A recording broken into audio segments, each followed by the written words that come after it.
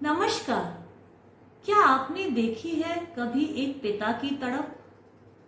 क्या जाना है उस पल को जब वर्षों का वियोग एक आलिंगन में बदल जाए? ये कथा है गंगा पुत्र के लौट आने की। कौन है गंगा पुत्र? क्यों हुआ था उसका अपने पिता से विछोह?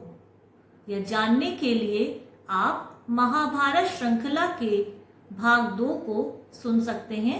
वहां यह कथा विस्तार में उपलब्ध है।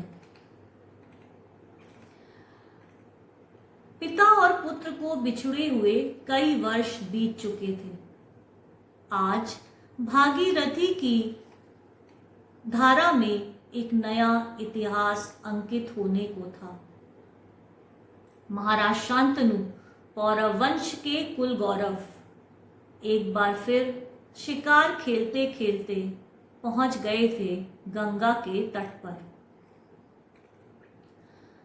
परंतु ये क्या, आज गंगा की अविरल प्रवाहमान धारा कुछ शिथिल दिखाई दे रही थी। क्यों थी धारा थकी हुई, रुकी हुई सी? महाराज आश्चर्य में पड़ गए। उन्होंने इधर उधर देखा तो पाया एक युवा रथ पर आरूढ़, हाथ में धनुष बाण लिए हुए गंगा की धारा को रोक कर खड़ा था। राजा की दृष्टि ठहर गई। उस युवा का आकर्षक व्यक्तित्व हृदय को ठंडक पहुंचा रहा था। महाराज को देखकर वह युवा ओझल हो गया। शांतनु के हृदय में एक प्रश्न उभरा, कहीं ये मेरा पुत्र तो नहीं? उन्होंने मन ही मन गंगा से प्रार्थना की कि देवी, यदि यह मेरा पुत्र है तो मुझे इसके दर्शन कराओ। प्रार्थना स्वीकार हो गई। गंगा प्रकट हुई, धवल वस्त्रों में, आभूषणों से अलंकृत, अनुपम सौंदर्य की अधिष्ठात्री। उस तेजोमय रूप को देखकर कुछ पल के लिए तो शांतनु उन्हें पहचान भी न पाए। फिर गंगा ने मौन तोड़ा। वे बोली, हाँ राजन, जो आप सोच रहे हैं वही सत्य है। यह है आपका पुत्र देवव्रत, जिसे ले गई थी मैं अपने साथ शिशु अवस्था में। राजा कुछ बोल न सके। गंगा ने अपनी बात जारी रखी। वे बोली, महाराज, मैंने केवल इसे ममता ही नहीं दी है, बल्कि मैंने इसे पाला है अस्त्र शस्त्रों के ज्ञान के साथ। महर्षि वशिष्ठ से दिलाया है इसे वेद, वेदांगों और उपनिषदों का ज्ञान। महर्षि परशुराम ने किया है इसे धनुर्विद्या और अस्त्र शस्त्रों में निष्णांत। बृहस्पति और शुक्राचार्य ने दिया है इसे लोक नीति, धर्म नीति, राजनीति और अर्थशास्त्र का ज्ञान। यह कोई साधारण युवा नहीं, बल्कि यह है विद्या में आकाश के समान विशाल, बल में इंद्र के समान पराक्रमी और चरित्र में पर्वत के समान अडिग। महाराज भाव विभोर हो गए। वे कुछ न बोले। वे रथ से उतरे और उन्होंने अपने पुत्र को हृदय से लगा लिया। वर्षों का वियोग, वर्षों की तपस्या आज जैसे इस आलिंगन में विलीन हो गई।